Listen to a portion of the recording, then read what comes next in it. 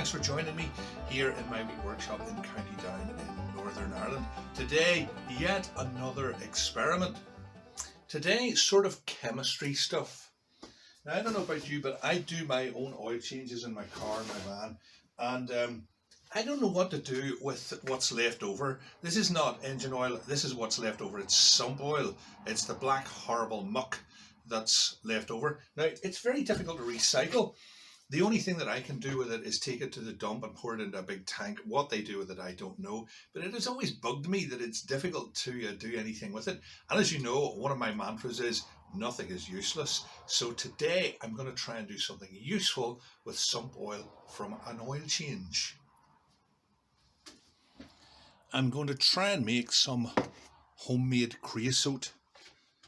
And if you're not sure what creosote is, well, it's stuff you paint on a wooden fence to stop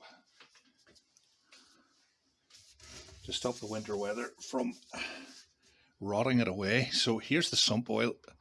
As you can see, it's filthy old muck. That's probably enough for an experiment. And I could probably slosh it right on as it is. I've certainly heard of lots of people doing that before if they have a bulk of this stuff. And now I'm going to dilute it with some paraffin oil. This is the kind of stuff that you would put in maybe an oil heater or maybe an old lamp if you have one of those.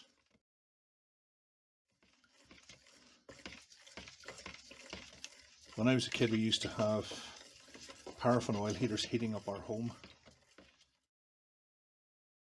And so the smell of paraffin burning now always just reminds me of Christmas. Because it was cold then. And you know, to me that looks just like creosote. It just looks exactly like what it's supposed to look like.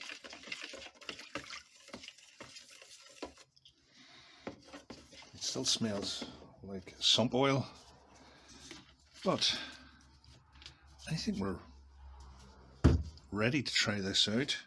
So I've got my big creosote brush, and all I need now is a fence to try it on. And I'm going to paint this bit with my patented homemade creosote. So let's see how we get on.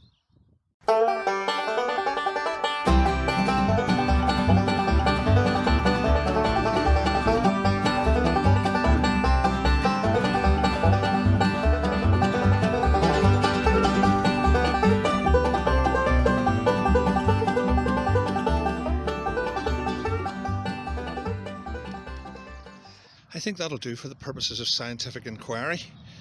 I wonder how long it'll take to dry. It looks the part anyway. Well, that seemed to work out reasonably well. It looked exactly like the real thing, by which I mean the stuff that you can buy out of the paint shop or the hardware store. It went on pretty well exactly like the same thing. It looks the part when it's on.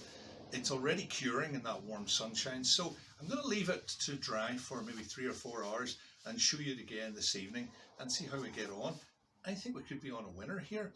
It's not so much to save money, it's just to see if I can recycle sump oil, because I hate to throw anything away, you know. I'm sure you feel the same.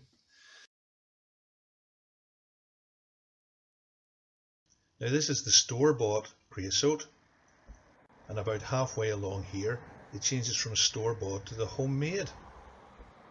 I don't know about you, but I can't tell the difference. Yes, if you rub hard enough it does come off on your fingers, but I just won't do that.